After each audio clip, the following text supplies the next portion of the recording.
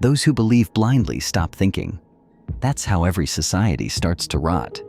You don't need a regime to destroy freedom, just the habit of never asking questions.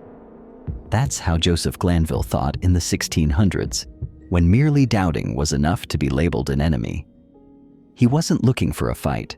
He was speaking to those who weren't satisfied, who sensed that behind certain imposed truths, there was only fear. And there's something deeply modern in the way Glanvill approached the subject of human ignorance. He didn't despise it or treat it as a flaw to hide. He put it at the center of the discussion. He believed that's exactly where we need to start. Knowledge for him wasn't about collecting answers, but learning to live with doubt. Those who always speak with certainty often have no idea what they're talking about, and those who can't handle confrontation act more like fanatics than thinkers. Glanvill's starting point wasn't theoretical. It came from personal experience. He was born in 1636 in Plymouth, England, and raised in a strict Puritan environment where every question was a threat, every difference a sin. He studied at Oxford, and at the age of 22, earned the title of Master of Arts, an academic recognition that marked formal entry into the intellectual elite of his time. But more than official teachings, he was influenced by the free thinkers of his era.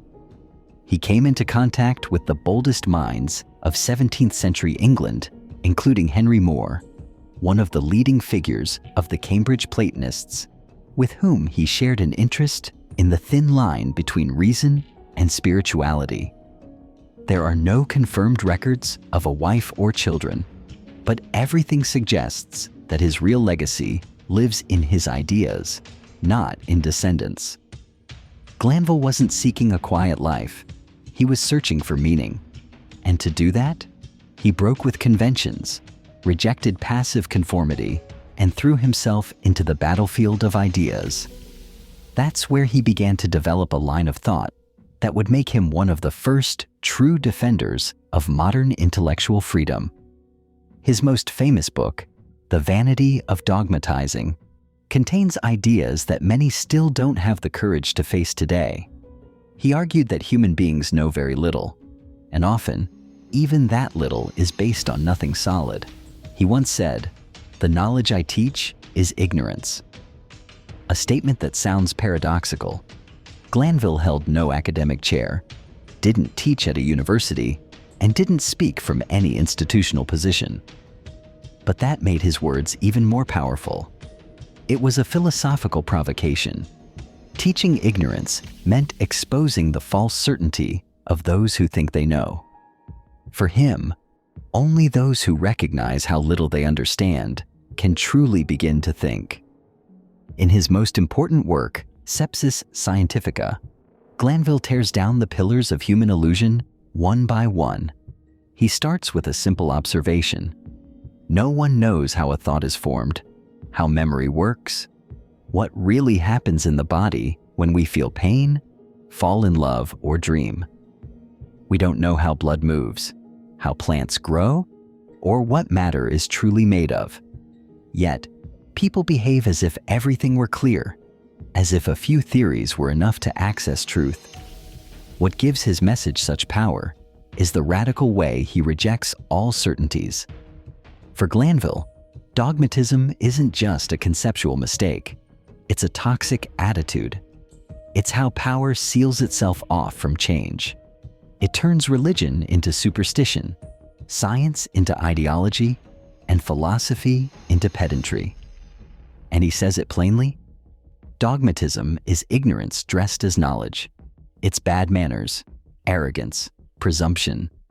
It's what keeps minds in chains and societies stuck in place. But the most uncomfortable part of his thinking comes when he addresses religion. Glanvill wasn't an atheist, but he wasn't someone who easily bowed to church dogma either. He rejected the fanaticism of the nonconformists just as much as the sterile coldness of official theologians. He searched for a third path, a religion of reason, a kind of thinking that puts its trust in method, not in tradition. And that's exactly why he was hated by many. He was even accused of atheism, ironically, for taking reason seriously, even in spiritual matters. One of the most striking contradictions in his journey is tied to the topic of witchcraft. Glanvill, who on one hand attacked dogma and defended experimental science, on the other, wrote one of the most cited texts in support of the existence of witches, Sadducismus Triumphatus. In that book, he tried to give empirical grounding to stories of apparitions and spirits. He interviewed witnesses, visited sites of alleged supernatural events. He didn't do it to spread fear, but to defend an idea. Denying mystery altogether, in his view, meant opening the door to nihilism. If everything intangible is discarded, then even what gives life meaning is at risk. Glanvill wasn't trying to explain everything. He didn't claim that ghosts or witches truly existed. What he said was that ridiculing what can't be explained is wrong. One shouldn't believe whatever is imposed, but neither should one reject everything just because it doesn't fit into familiar categories. For him, true intelligence isn't having all the answers. It's knowing when to suspend judgment. This mindset put him in direct conflict with the authorities of his time. He attacked Aristotle, still considered an untouchable figure. Challenging scholastic philosophy, he claimed much of what was being taught in universities was nonsense. Complicated words used to conceal emptiness. He argued that those who cling too tightly to definitions end up missing reality altogether. He encouraged the use of simple language, clarity in speech, and rejecting the shield of technical jargon. So it's no surprise he was eventually isolated. Despite his influential connections, his thinking remained too uncomfortable, too critical for the religious, too spiritual for the scientists, too free for the academics. He died in 1680 at the age of 44, leaving behind a legacy that few truly picked up. And yet, many of his insights are still alive today.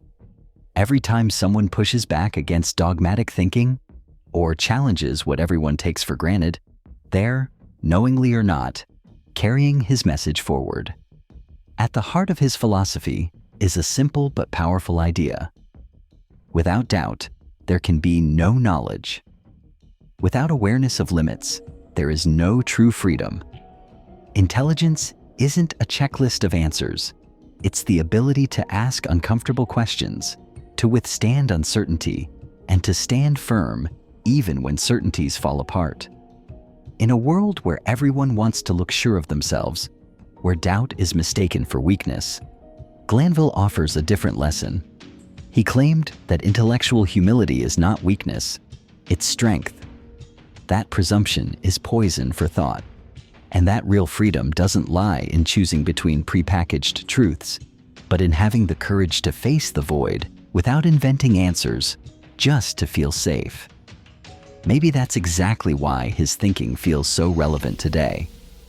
In a world where everyone has a ready-made truth to sell, his voice remains one of the few that invites silence, pause, and a new way of looking at everything we think we know, and asking, how much of what we believe is the result of honest inquiry, and how much is just inheritance, habit, or fear? Those who can't tolerate doubt aren't looking for truth. They're just seeking confirmation. And those who always need to feel sure perhaps have never truly thought. Joseph Glanvill didn't give answers. He made space for questions. And in that space, there is still life, and still hope.